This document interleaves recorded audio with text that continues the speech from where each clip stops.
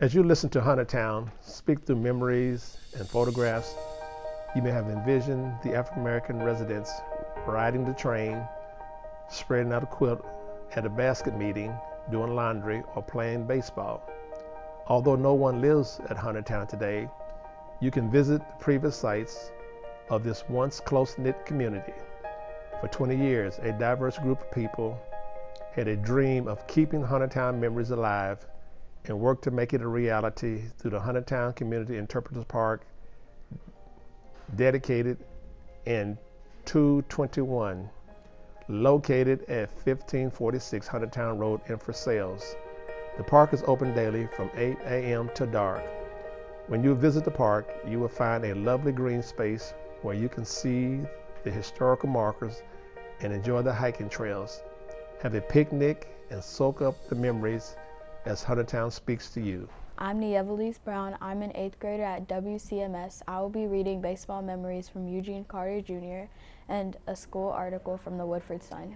Zion Brown, a student from Woodford County Middle School. I will be reading articles from the Lexington Leader. I'm Donald H. Morton in Continuous and native with my grandfather, George Morton and Mattie Morton, a native from Woodford County. I'm the siblings out of 4 siblings of Reverend Morton. I am Nancy Blackford. I am a Woodford Countyan. I will be reading the memories of Josephine Washington Carr. Miss Josephine was my mother's caretaker for several years. I am Brenda Richards. I am a Woodford Countyan. I live in Midway, Kentucky.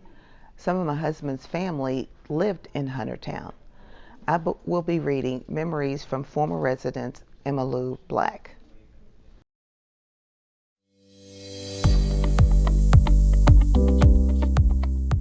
Of Huntertown Public School, with our teacher, desire to express our heartfelt gratitude to our worthy superintendent, Mr. M.B. Hüfner, and the Board of Education for the new porch and other needed buildings added to our school. May you live long and be blessed to do good. Respectfully, Sam Chase, Alec Cloudis, and others. Article is dated June 18th, 1932. Huntertown Tigers will meet at the Hamburg Place baseball team Sunday afternoon at 2:30 o'clock. A basket meeting will be given at Huntertown Sunday for the benefit of the Versailles Baptist Church. Good preaching all day, Sister Annie Williams and Sister William Blaine. Promo. October 6, 1934. Robert Maupin, manager of the Lexington Clubs, has announced that his team will play the Fort Springs Quick Steps at the Huntertown Ball Diamond Sunday. A doubleheader, the last attraction of the season, will be called at 1:30 o'clock.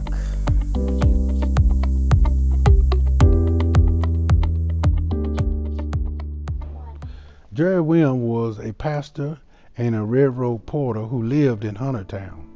Listen to this story from an article titled, After 48 Years, Porter Quit the Road and Rest in Preaching from the Lexington Leader, Versailles, Kentucky, August 15, 1941. I'm sure enough been through the Flint Mill. I quote Jerry Williams that is a thumbnail description of nearly a half a century of railroading. When the 65-year-old stepped off the number 2 at the Lexington Union Station 2 weeks ago, it may mark the end of a 48 years continuous service with the Louisville and Nashville Railroad. Jerry had turned over his porter job on the Lexington Fleming Division to his son and has came back to his native Huntertown to rest and preach the gospel of the Lord. Jerry worked as a porter on previous cars, served as help as a Fleming depot, as flagman, and as host before his promotion to porter in 1906. It was the early 1900s that Jerry Williams performed a ritual historic bit of work that made him think I was headed for the penitentiary.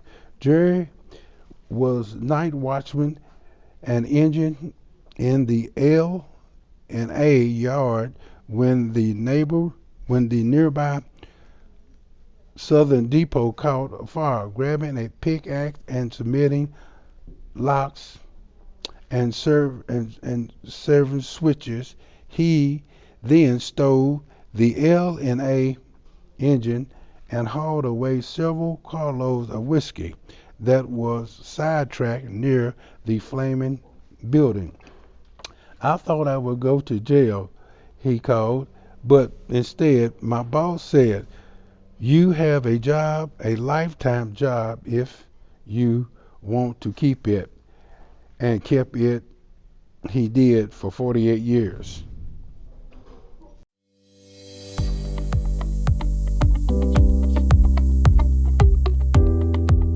I remember the large pear tree in our front yard, and we were gathered there.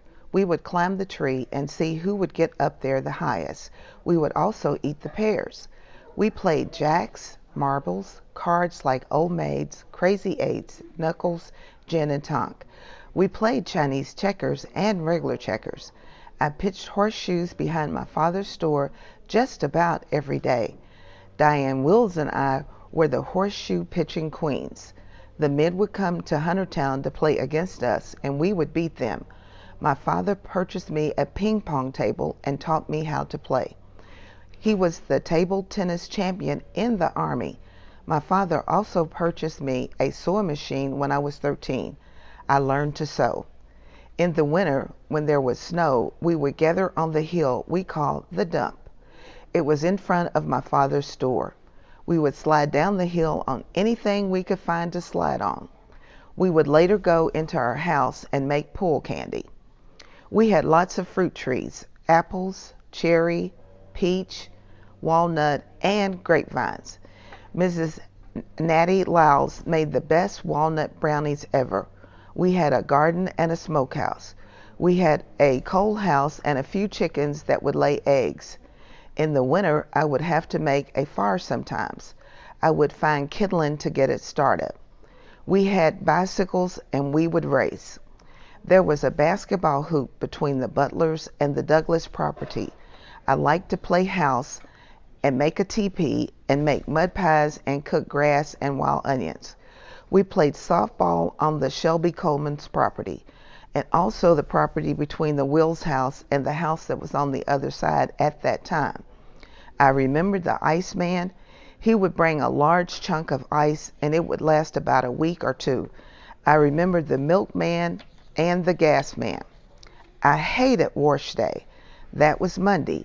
I had to draw lots of water from the well for the washing machine to wash clothes. I remember the clothesline, and we loved to run through the clean sheets. We took a bath in a foot tub on our back porch in the summer. In the winter, we used a wash pan. We had to heat the water if we needed hot water. We lived in a 4-room house, and our kitchen leaked when it rained, and we used an outdoor toilet. Easter Sunday was always special. We would get a new Easter frock, and the church would give us Easter candy and egg. We would have Easter egg hunts and also a feast. Thanksgiving Day, my father and his friends would go hunting for rabbits, and we would have rabbit gravy and biscuits, fried potatoes with onions for breakfast. He would find a cedar tree for Christmas. For Christmas, we would get a toy or two and always lots of fruit, candy, and nuts under the tree. We would always have a big turkey and all the trimmings for both Thanksgiving and Christmas. We would have a feast on New Year's Day. Chitlins, hog heads, cabbage, black-eyed peas, dried lima beans, and cornbread. We would have a feast on every holiday.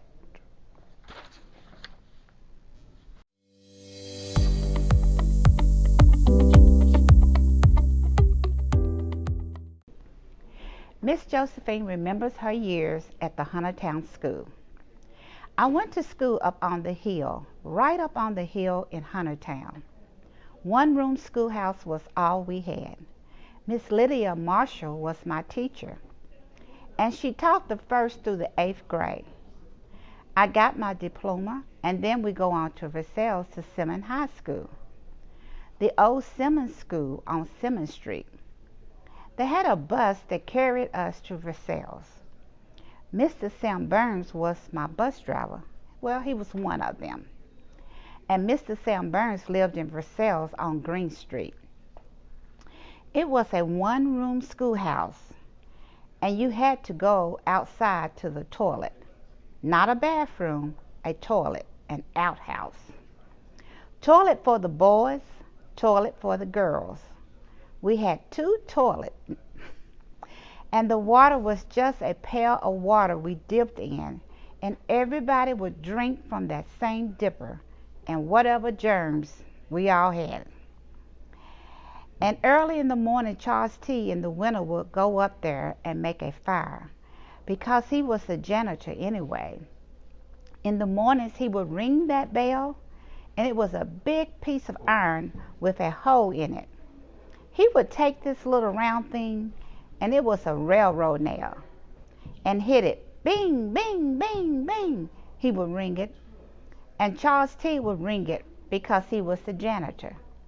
And he would make a fire in the stove. It was a coal stove. Everybody had a coal stove out there. Miss Josephine remembers church basket meeting at Huntertown. Up there on the hill where Miss Ella lived is where we had basket meetings. I love basket meetings because I got a chance to play. My grandmother kept me in the yard. She said, "This yard is big enough to hold you." Miss Ella Phillips' house is where the church basket meetings would be. Every summer, my church would have a basket meeting. Everybody would cook something and bring it up there. Fried chicken, oh my goodness, it's everything. Corn pudding, baked sweet potato, everything. And then there would be a man up there who had a little ice cream thing. He would turn and make ice cream or sherbet or either one. Ice cream cones and sherbet cones. The basket meeting dinner would be only a quarter a plate. The money would go to the church. And then that evening, oh boy, you talked about some good preaching. Then they had night service. I said, "Lord, this is all day long." But I was glad because I got a chance to play out there in front of Miss Ella with the girls and the boys. The basket meeting was a big event. Once a summer, a big event, and they would come from near and far.